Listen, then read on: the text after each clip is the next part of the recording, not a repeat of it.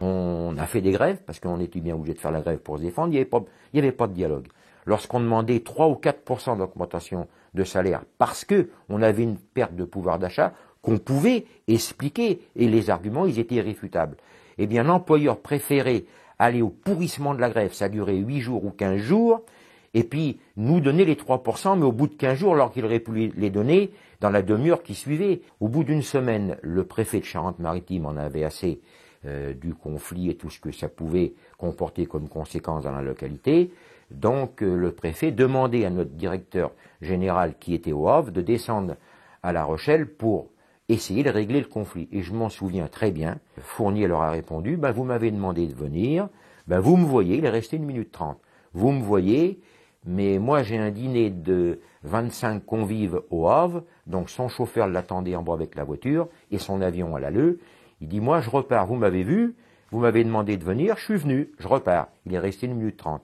Donc vous voyez un peu comment ces personnages-là considèrent la classe ouvrière. Bon, les salaires, oui, c'est normal que ça va avec le coût de la vie, mais il ne faut pas non plus leurrer, c'est que les chantiers étaient confrontés avec des grosses difficultés sur les marchés étrangers.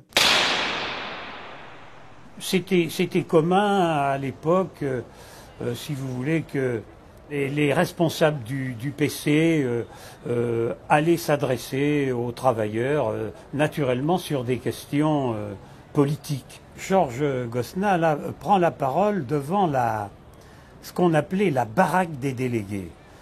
À sa gauche, on aperçoit celui qu'on appelait le petit Pierrot, Pierre Rocher, qui était un tout petit bonhomme, qui avait un handicap physique assez important, mais qui était quelqu'un d'assez extraordinaire et qui avait une autorité auprès des ouvriers considérable. Dans cette baraque, il s'est passé des choses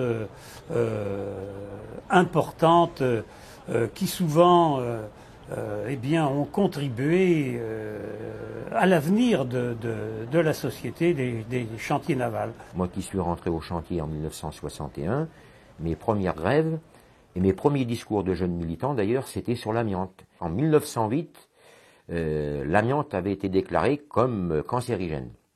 Il a fallu attendre 1948 pour que ça soit déclaré comme maladie professionnelle. Et il a fallu attendre 1997 pour interdire l'amiante au travail. C'est un produit qui ne coûte pas trop cher, et c'est pour ça qu'on a continué à travailler dans des conditions terribles. Les conséquences 20 ans après, 30 ans après, c'est qu'aujourd'hui, on va enterrer, je dirais, peut-être 10 camarades par an qui décèdent. Oui, là, nous sommes au Gabu, devant le siège des ateliers et chantiers Rochelet, là où j'ai bossé à la sortie de mon apprentissage.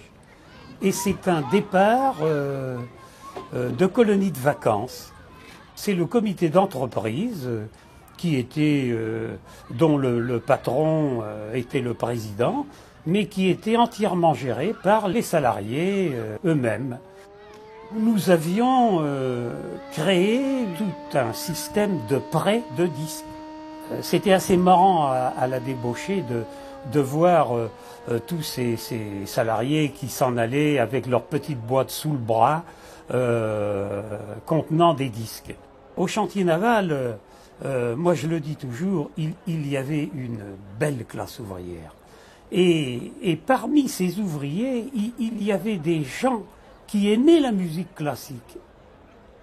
On n'avait absolument pas prévu d'acheter ce type de disque au départ, en tout cas dès le départ, et nous avons été amenés évidemment à tenir compte des choix des ouvriers et puis également naturellement de la maîtrise.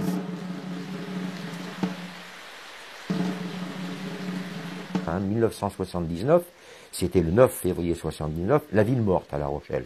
Important.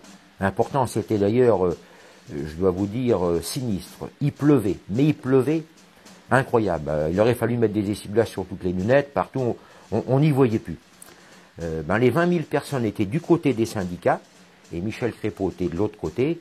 Il était quasiment tout seul avec quelques personnes. Alors, On s'est rencontrés, ça, c'est une image qui m'a marqué quand même, hein, parce que la pluie, Michel Crépeau, tout seul dans son coin, tout La Rochelle, les 20 000, à quelques centaines de mètres de lui. Hein. Donc ça a été quand même marquant. Ça a été un déclencheur. Et Michel Crépeau, à partir de ce moment-là, il a certainement pris conscience du danger. Il me disait comme ça, hey, mon cher Jeanne, t'as pas le temps d'écrire un livre avec tes luttes. On a passé des sacrés moments. Mais bon, c'est vrai que c'était un personnage attachant, mais il est devenu comme ça après. Hein. Moi, je me souviens, il m'avait dédicacé un livre où il me disait, on s'est heurté pendant tout un temps. Il répétait un peu ce que je dis d'une autre manière, hein, et puis on est devenus amis. C'est lui qui me l'a écrit. Hein. C'est un samedi, et on a discuté un peu. J'ai dit, Monsieur Crépeau, le tourisme. Alors je vous repose la question, et la palisse? Il m'a dit, elle revivra.